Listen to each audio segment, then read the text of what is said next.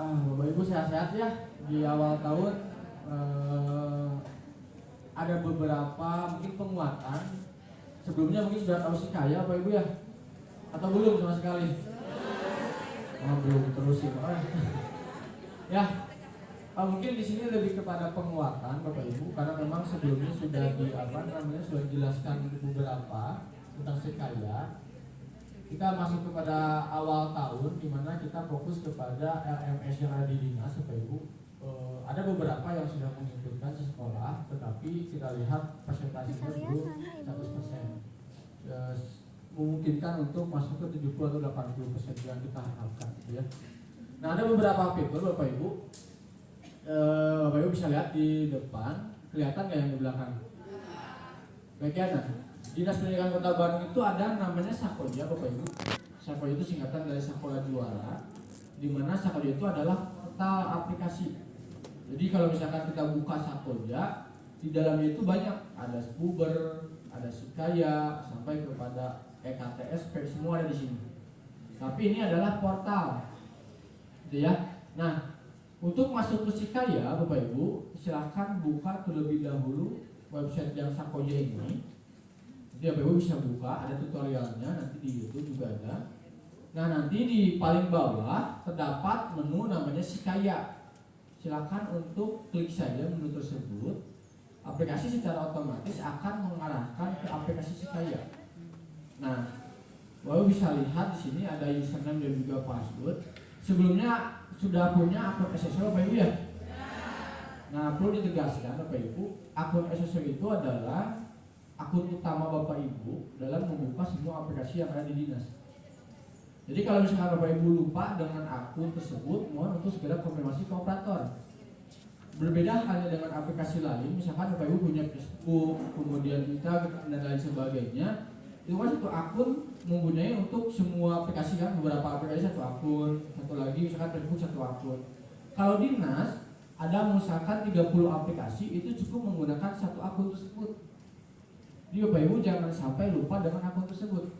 Ya, jadi itu penting untuk Bapak Ibu karena nanti kedepannya akan ada pengembangan aplikasi khususnya untuk diumpet untuk Bapak Ibu sendiri, itu juga perlu disiapkan dari sekarang. Jadi banyak sekali memang yang lupa password, lupa username, itu mohon untuk dari sekarang untuk disimpan. Kalaupun lupa silakan konfirmasi ke operatornya sekolah masing-masing. Ya. Nah, Bapak Ibu silakan di sini ada username dan password. Ini seperti biasa memasukkan username dan password. Kemudian nanti di sini ada informasi mengenai akunnya, silakan diklik allow. Nah, Bapak Ibu ini adalah tampilan aplikasi Sikaya. Mungkin saya rasa sudah familiar ya mungkin ya. Tapi kontennya yang tidak familiar begitu ya. Nah, ini aplikasi Sikaya. Bapak Ibu kalau tidak salah saya diinformasikan juga oleh Pak Chandra. Di semester yang baru itu nanti akan ada penyesuaian gitu ya. Di sisi aplikasi pun ada pengembangan juga. Tapi kita fokus kepada konten dulu karena kalau misalkan kita bicara aplikasi, sebagus aplikasi kalau tidak ada konten itu percuma juga gitu ya. Jadi mohon Bapak Ibu silakan akses Sikaya, tidak perlu untuk 100% paham dengan fitur yang ada di depan, tapi kita fokus kepada beberapa fitur saja dulu. Nah, yang kita lihat Bapak Ibu di paling depan ada dashboard, kemudian ada inbox, informasi sekolah, ada juga absensi, kemudian ada juga ke bawah ada juga bank data, ujian dan juga nilai siswa. Tadi sudah disampaikan oleh Pak Chandra sebetulnya aplikasi ini digunakan bukan hanya untuk Bapak Ibu sebagai guru, tetapi untuk operator sekolah, untuk orang tua, kemudian juga untuk pengawas, kepala sekolah, untuk siswa, operator sekolah dan juga untuk TU di sini. Nah, ada kurang lebih 7 pengguna dalam aplikasi ini yang dimana saling integrasi. Kalau Bapak Ibu biasa misalkan buat tugas, kemudian memberikan absensi, itu orang tua dapat melihat langsung di sini di aplikasi ini untuk melakukan monitoring. Tugasnya hanya monitoring. Tapi untuk siswa, di mana nantinya siswa dapat melakukan jawaban. Misalkan Bapak Ibu memberikan materi atau tugas di sini, siswa melakukan penguploadan ulang terkait dengan jawaban tersebut. Nah, ini juga ada diskusi juga di sini ada jelas. Nah, tapi Kalau kita lihat dari sisi aplikasi, banyak sekali fitur-fitur yang Bapak Ibu sebetulnya bisa eksplor sendiri. Apa sih fungsinya, ini untuk apa gitu ya. Tidak perlu takut dengan kesalahan Bapak Ibu input. Kalau misalkan ada kesalahan penginputan, silakan konfirmasi saja kepada saya atau Pak Jadi. Biar nanti saya bisa hapus kalau misalkan itu ada kesalahan, ya. Tapi kita fokus kepada beberapa aplikasi Bapak Ibu, beberapa fitur, maaf. Untuk guru itu kita fokus kepada jadwal pelajaran. Itu yang pertama. Yang kedua adalah absensi untuk absensi siswa. Yang ketiga adalah RPP. Yang keempat silabus. Dan yang kelima adalah materi tugas. Itu aja 5 fitur utama yang perlu didalami, gitu ya. Jadi kalau misalkan Bapak Ibu sudah bisa akses ke Sikaya, fokus saja kepada jadwal pelajaran dulu. Kalau sudah nanti masuk kepada status. Sudah masuk ke RPP gitu ya, masuk ke absensi siswa. Nah di sini juga di informasi sekolah, Bapak Ibu bisa lihat di paling depan ada profil sekolah, rombel.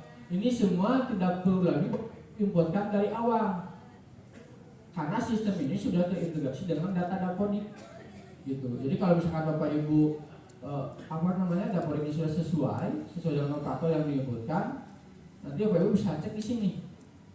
Bagaimana kalau misalkan ada kesalahan data, misalkan nama yang tidak sesuai ataupun kurang siswa, silakan konfirmasi operator. Karena nantinya operator melakukan sinkron dengan data yang ada di Dapodik, gitu.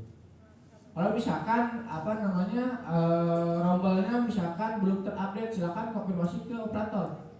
Nanti operator otomatis akan melakukan sinkron untuk mengambil data dari Dapodik, kemudian dimasukkan ke aplikasi Sikaya. Gitu ya. Nah, kita masuk ke jadwal pelajaran, Bapak Ibu. Kita bisa lihat paling depan. Di sini ada jadwal pelajaran, di mana di sini itu dimunculkan per semester. Jadi kalau misalnya Bapak Ibu buat 10 jadwal pelajaran di semester sebelumnya, kemudian ada perubahan semester, Bapak Ibu kod lainnya adalah jadwal pelajaran saya hilang. Padahal sebetulnya di aplikasi itu tidak akan hilang. Tapi karena perubahan semester, data yang sebelumnya disimpan di belakang, tampilkan semester yang aktif. Ya pertanyaannya adalah, bagaimana kalau misalkan kita ingin melihat jadwal pelajaran yang sebelumnya? Karena di sini itu, di fitur jadwal pelajaran itu, ada fitur namanya duplikat data.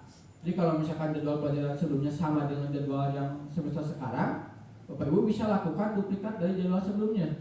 Tidak perlu lagi menginputkan data, gitu ya. Nah, untuk perubahannya, Bapak Ibu di sebelah kanan ada tombol setting. Di sini ada perubahan tahun pelajaran dan juga semesternya. Ya, Bapak Ibu bisa menyesuaikan semester yang akan diaktifkan di aplikasi ini, apakah semester yang sekarang sedang berjalan ataupun semester yang sebelumnya, gitu ya. Nah, masuk kepada jadwal pelajaran tadi, Bapak Ibu. Di sini kita bisa lihat bahwa di sini akan muncul semua jadwal yang telah kita buat. Di sana ada tombol tambah jadwal pelajaran, Bapak Ibu. Jadi nanti lebih jelasnya Bapak Ibu bisa coba lihat di YouTube. Tapi kita coba secara aplikasi alurnya seperti apa. Nah, kita bisa lihat Bapak Ibu ada tombol tambah jadwal pelajaran. Itu fungsinya adalah untuk menambah jadwal pelajaran yang baru. Kalau misalkan Bapak Ibu mau menambah jadwal pelajaran, silahkan klik tambah jadwal pelajaran. Nah, nanti sistem akan otomatis mengarahkan kepada halaman jadwal pelajaran, tambah jadwal pelajaran. Kalau kita lihat di sini ada pemilihan rombel, ada pemilihan hari, dan juga ada agenda jadwal pelajarannya sendiri. Kalau misalkan kita klik yang rombelnya, nah ini otomatis akan muncul sesuai dengan data Bapak Ibu di Dapodik. Di sini ada kelasnya, misalkan 1E ataupun 2E. Kalau misalkan ada yang kurang, pada saya mengajarnya 3 kelas, tapi di sini kayaknya nggak muncul. Silakan konfirmasi operator agar nantinya dilakukan sinkron oleh operator, menyesuaikan data kembali, gitu ya. Nah, kalau sudah milih kelas, kemudian selanjutnya adalah pemilihan hari. Dari kelas tersebut hari apa yang akan dibuat jadwal pelajarannya. Di sini ada hari Senin sampai Sabtu. Silakan Bapak Ibu sesuaikan, misalkan di hari Senin diklik, otomatis nanti pemilihannya untuk kelasnya ada kelas 1E, kemudian hari ini hari Senin. Itu yang pertamanya. Nah, kemudian di sini ada agendanya. Untuk kelas 1E di hari Senin jam berapa saja? Bapak Ibu bisa lihat jam pelajarannya, misalkan jam pelajaran ke-1, klik jam pelajaran ke-1. Nah, di sini ada waktu mulainya dari jam berapa sampai jam berapa. Bapak Ibu sesuaikan. Di sini bisa masukkan dari jam 8 sampai untuk sampel saja. Nah, kemudian di sana ada guru. Untuk guru khusus di sini hanya di disable, tidak dapat dirubah. Jadi ini untuk menentukan bahwa siapa yang membuat jadwal pelajaran ini. Berbeda lagi dengan operator. Operator sebetulnya bisa membantu Bapak Ibu untuk membuatkan jadwal pelajaran. Tapi untuk saat ini itu dihilangkan karena takutnya malah semuanya oleh operator. Gitu ya. Jadi untuk guru pribadi masing-masing silahkan melakukan pembuatan jadwal pelajaran. Gitu. Nah, selanjutnya jika sudah silahkan pilih pelajarannya atau bidang studinya. Karena hanya guru kelas, otomatis sistem hanya menampilkan guru kelas saja. Klik guru kelas, kemudian di sini ada keterangannya. Silakan Bapak Ibu isi atau tidak pun tidak jadi masalah. Ini opsional. Kalau misalkan ingin menambahkan lagi, misalkan di hari Senin kelas 1E kita ada 2 jam pelajaran, misalkan ya, silakan tambah agenda. Klik. Nah, sistem akan menampilkan lagi satu data yang baru di bawahnya untuk menambahkan agenda yang baru. Jadi Bapak Ibu bisa klik lagi, misalkan jam pelajaran kedua dari jam berapa sampai jam berapa, bidang studinya sama seperti tadi, terulang.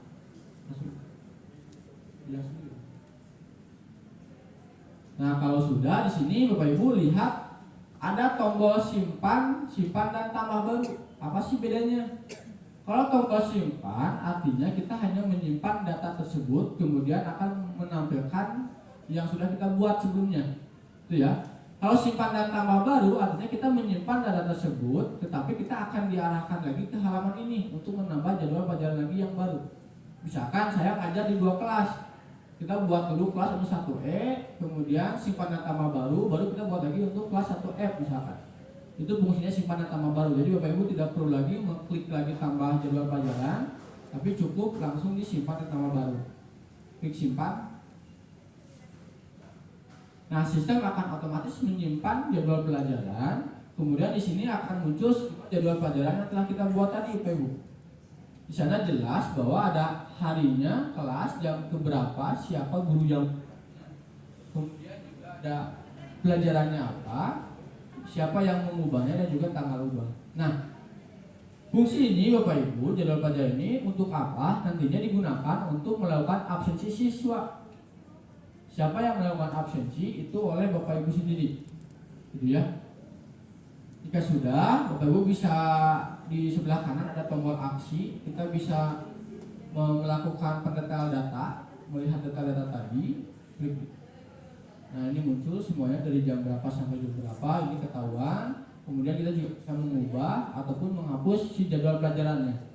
Nah, bagaimana kalau misalkan kita membuat pelajaran udah saat jadwal pelajaran, tetapi salah. Tapi kita tidak mau melakukan penghapusan satu persatu karena ribet. Kita pengen masuk semua jadi hapus.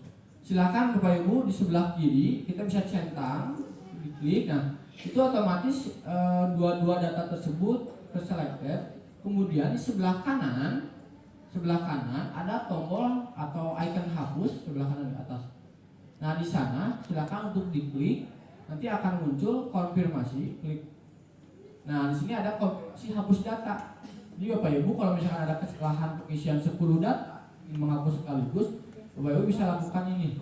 Kalau misalkan kita klik hapus, nah, sistem otomatis akan menghapus jadwal pelajaran tadi dua-duanya, gitu ya.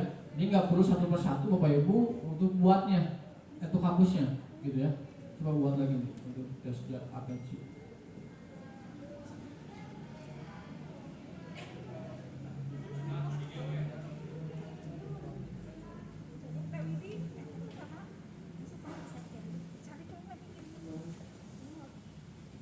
Bapak Ibu kalau saya kecepatan bilang ya, bisa dicepatan deh.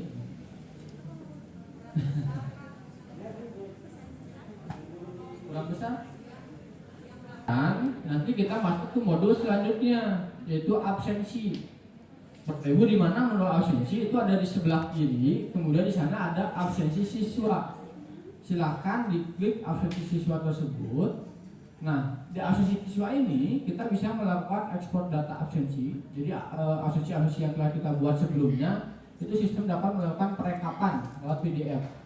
Jadi Bapak Ibu nggak perlu lagi melakukan rekap secara manual, dimasukin misalkan atas nama Apip berapa jumlah hadirnya, itu nggak perlu lagi dilakukan oleh Bapak Ibu. Karena sistem sudah membantu melakukan perekapan dengan catatan bahwa Bapak Ibu sudah mengisi absensi siswa secara rutin. Kalau tidak ya percuma juga gitu ya. Nah, di sana ada tombol ekspor absensi siswa, nanti tinggal diklik, sistem akan otomatis melakukan perekapan. Gitu. Jadi tidak perlu menunggu melakukan perekapan manual, tapi sistem sudah melakukan perekapan tersebut. Klik. Nah, di sini jelas Bapak Ibu ada tanggal awal, tanggal selesainya. Jadi tanggal berapa Bapak Ibu ingin melakukan ekspor data sampai tanggal selesainya. Misalkan saya ingin melakukan dari tanggal 1 Januari sampai Desember, 1 Desember misalkan seperti itu. Nanti tinggal pilih saja tanggal awalnya tanggal berapa, tanggal selesainya tanggal lakukan ekspor absensi siswa. Kalau memang data tersebut tersedia. Kalau tidak tersedia, nanti sistem akan memunculkan informasi bahwa belum ada absensi siswa. Ya. Nah, selanjutnya adalah bagaimana kita melakukan untuk absensi siswa. Masuk ke jadwal pelajaran tadi. Nah, Bapak Ibu bisa lihat di jadwal pelajaran ini kan hari Senin ya. Berarti kita akan melakukan absensi untuk hari Senin. Coba masuk ke absensi siswa. Nah, di sini ada pilih tanggal absensi siswa. Silakan Bapak Ibu klik tanggal absensinya, kemudian tanggal berapa akan melakukan absensi. Karena hari ini tanggal 4 hari Selasa, itu tidak jadwal pelajarannya. Betul ya? Karena tadi untuk Senin. Sekarang kita coba mundur ke 1 hari. Tanggal absensinya, pilih tanggal 3. Nah, di tanggal 3 ini Bapak Ibu baru muncul jadwal pelajarannya. Di sini jelas ada jadwal pelajaran ke-1 dari jam berapa sampai jam berapa untuk kelas apa. Itu ketahuan, gitu ya. Nah, nanti Bapak Ibu bisa melakukan misalkan Bapak Ibu ada berapa kelas. Karena PTM bisa disatukan ada beberapa kelas, kita bisa melakukan penyesuaian data. Misalkan saya ingin menampilkan hanya kelas 1S saja. Itu ada di atas ada pemilihan kelas, kemudian pemilihan bidang studinya. Bapak Ibu bisa melakukan pemilteran di sini, gitu ya, supaya tidak terlalu banyak data yang ditampilkan.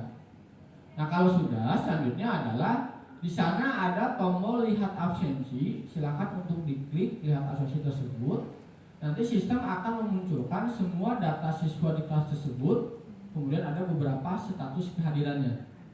Nah, di sini Bapak Ibu nggak perlu lagi menginputkan nama siswanya siapa, kemudian juga dari berapa puluh siswa, itu nggak perlu lagi dilakukan oleh Bapak Ibu, karena sistem sudah memunculkan.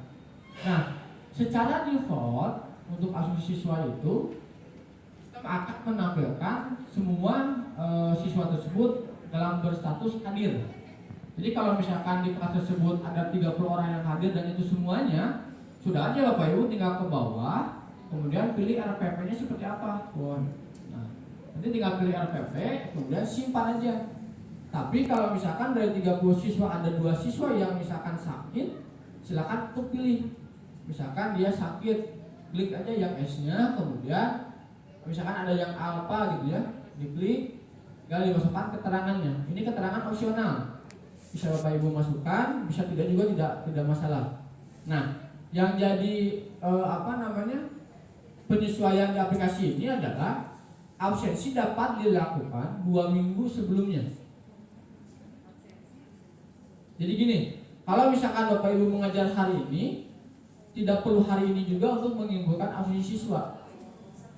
Bapak Ibu bisa melakukan 1 minggu sesudahnya, silakan. Gitu. Jadi kita tidak terlalu nge-push Bapak Ibu, ya. Sesudahnya. Sesudahnya kurang minum ya. Ya sesudahnya, bukan sebelumnya, sesudahnya. Jadi absensi bisa dilakukan sesudah Bapak Ibu melakukan pengajaran di kelas, gitu ya. Nah, tapi kalau misalkan dalam 1 bulan itu Bapak Ibu tidak melakukan pengisian absensi lebih dari 2 minggu, sistem otomatis akan mengunci. Betul. Jadi tidak ada absensi untuk hari tersebut. Itu kerugian juga untuk Bapak Ibu. Kenapa 2 minggu? Sebetulnya Bapak Ibu bisa melakukan absensi itu setelah melakukan pembelajaran di kelas. Malamnya silakan, karena aplikasi dibuka 24 jam. Tapi kalau misalkan Bapak Ibu kecapean, pengen istirahat, silakan bisa 2 atau 3 hari setelahnya, gitu ya. Sistem membuka untuk itu. Bukan 2 minggu sebelumnya ya, sesudahnya, ya. Nah, tahan. Bapak Ibu, untuk absensi ini perlu diketahui bahwa perlu adanya pembuatan RPP terlebih dahulu. Jadi kalau misalkan Bapak Ibu belum membuat RPP, itu tidak akan bisa melakukan absensi. Karena di sini RPP diwajibkan untuk apa? Untuk jelas bahwa absensi tersebut RPP-nya seperti apa. Karena nantinya kita di dinas akan melakukan perlengkapan juga, gitu ya. Nah, nanti tinggal pilih RPP-nya, kemudian di sana ada klik simpan, nanti tinggal disimpan saja, gitu. Itu terkait dengan absensi dan juga jadwal pelajaran di satu kesatuan. Kalau misalkan Bapak Ibu belum membuat jadwal pelajaran, yang tidak bisa melakukan absensi. Kalau misalkan Bapak Ibu sudah membuat jadwal pelajaran, nanti Bapak Ibu bisa melakukan absensi dengan catatan bahwa Bapak Ibu sudah membuat RPP terlebih dahulu. Nah, 2 modul tersebut saya rasa bisa dilakukan oleh Bapak Ibu. Nanti bisa pulangnya silakan untuk di-explore ataupun besok silakan untuk di-explore terlebih dahulu. Bapak Ibu tidak perlu takut dalam pengisian datanya, mau itu 100 data silakan. Kalaupun nanti ada error ataupun kesulitan Bapak Ibu, silakan langsung konfirmasi saja. Jadi silakan Bapak Ibu explore sesuka Bapak Ibu. Kalau misalkan ada yang memang kurang ataupun kritik saran, silakan konfirmasi saja. Biar nanti kita sesuaikan kembali. Nah, dari 2 fitur itu ada yang terlihat terlebih dahulu.